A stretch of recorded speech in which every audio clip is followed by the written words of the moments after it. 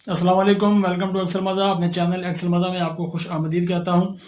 दोस्तों, आज हम बात करेंगे एडवांस फ़िल्टर की। एडवांस फ़िल्टर क्या चीज़ है, उसको हम मैक्रो के साथ उसका इस्तेमाल कैसे करेंगे और उसको डाटा वैलिडेशन भी छोटा सा उसके साथ लगाएंगे और डाटा वैलिडेशन करके उसको भी उसका इस्तेमाल करेंगे। मैक्रो का उसमें यूज़ करेंगे, लेकिन उससे पहले अगर अभी तक आपने चैनल एक्सेल मज़ा को सब्सक्राइब नहीं किया तो चैनल को ज़रूर सब्सक्राइब करें और बेल आइकन को प्रेस करें ताकि आइंदा आने वाली वीडियोज़ आप तक आसानी पहुँचती रहें। तो चलते हैं हमारे आज के टॉपिक की तरफ। हमारा आज का टॉपिक है एडवांस्ड फिल्टर। अब फिल्टर और एडवांस फिल्टर के अंदर क्या फ़र्क है?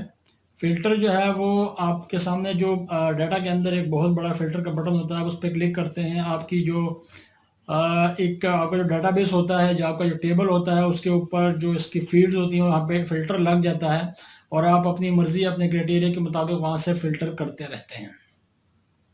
एडवांस फिल्टर भी उसी टैब के अंदर मौजूद है, डाटा में मौजूद है। आपके सामने ये डाटा के अंदर एडवांस फिल्टर, फिल्टर के साथ एडवांस्ड का लफ्ज़ है, यही एडवांस्ड फिल्टर है और यहाँ पे ये मौजूद है। ये काम क्या करता है? ये भी फिल्टर का ही काम करता है, लेकिन क्राइटेरिया जो है वो आपकी अपनी मर्जी का सेलेक्ट करता है और थोड़ा सा उससे हटके ये काम करता है।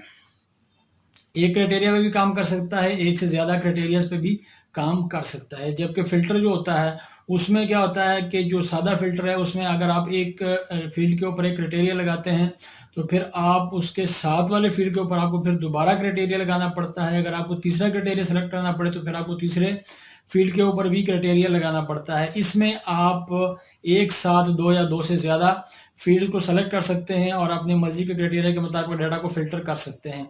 दूसरा इसके अंदर ये है कि आप डाटा को उसी शीट के अंदर भी फ़िल्टर कर सकते हैं और अगर आप चाहें तो डाटा को दूसरी शीट के अंदर भी फ़िल्टर कर सकते हैं।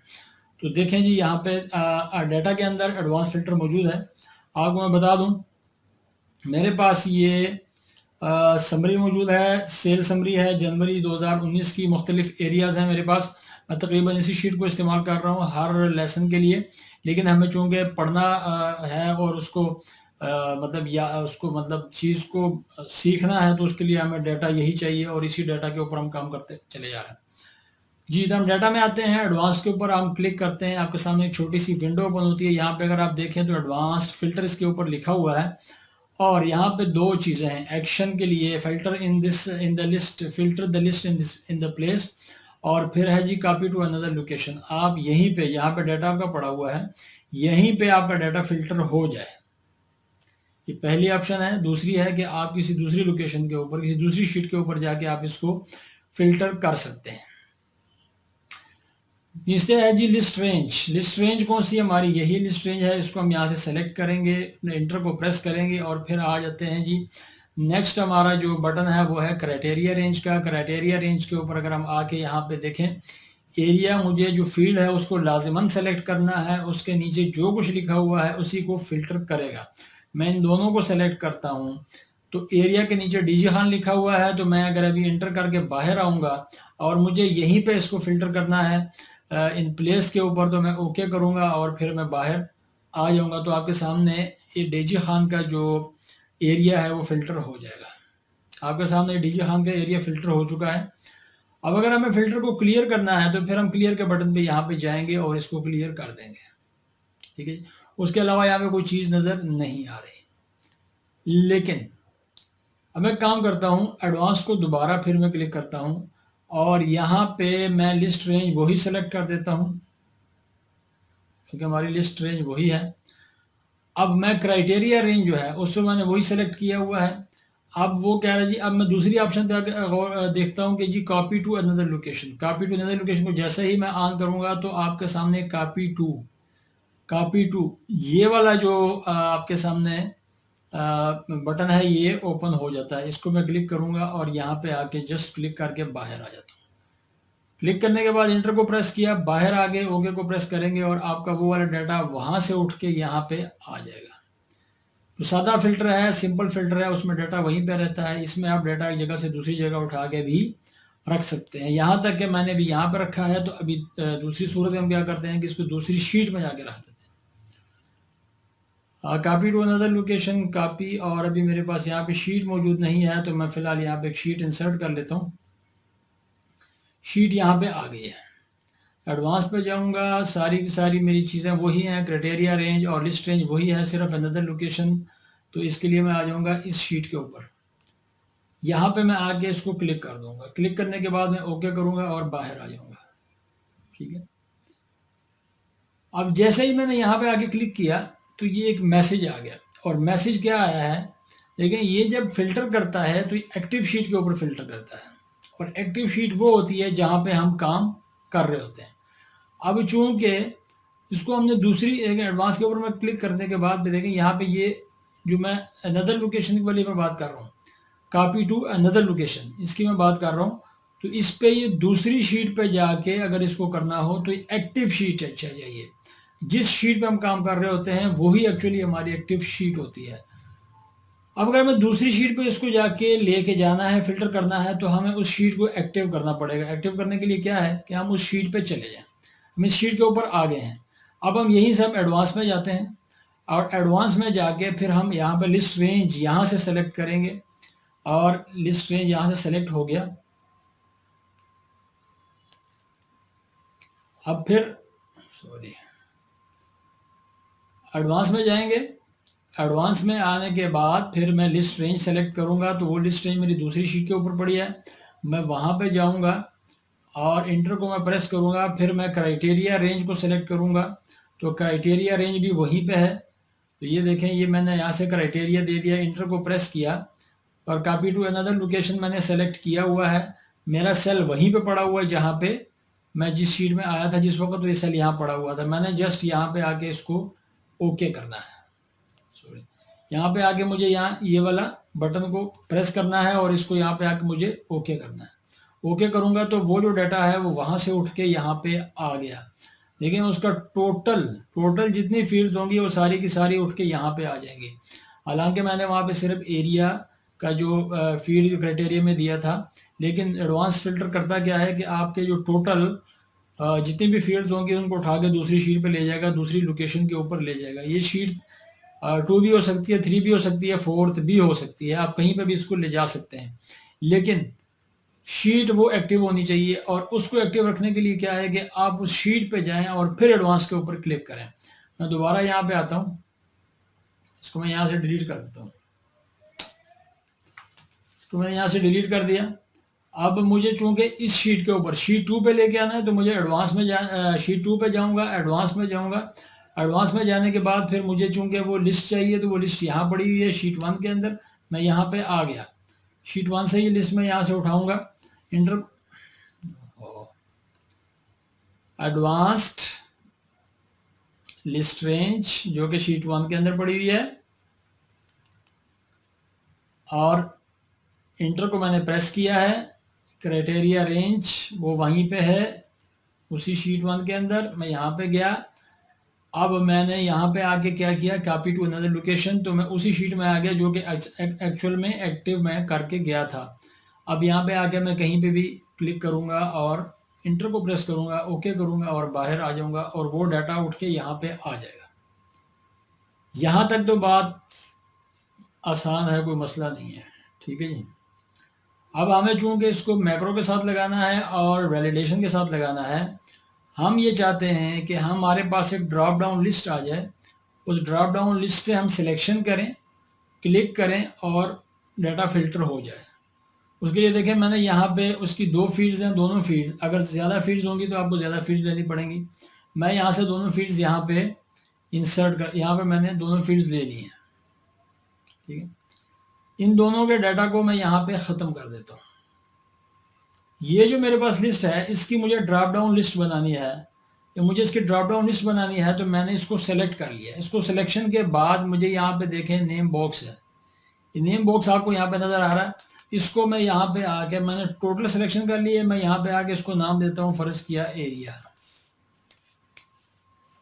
अब देखें ये जो टोटल यहाँ पे मैं आता हूँ तो ये A6, A7, A8 है, लेकिन अगर मैं सबको सेलेक्ट करूँगा तो नेम बॉक्स के अंदर आप देखेंगे तो यहाँ पे आ जाएगा इस टोटल एरिया का नाम, एरिया जो कि मैंने वहाँ पे इसका नाम पहले सेलेक्ट कर लिया है। ये मैं क्या करने लगा हूँ, डाटा वैलिडेशन के लिए मुझे पहले उसका नेम असाइन करना पड़ता है डाटा का, जहाँ डाटा पड़ा हुआ होता है।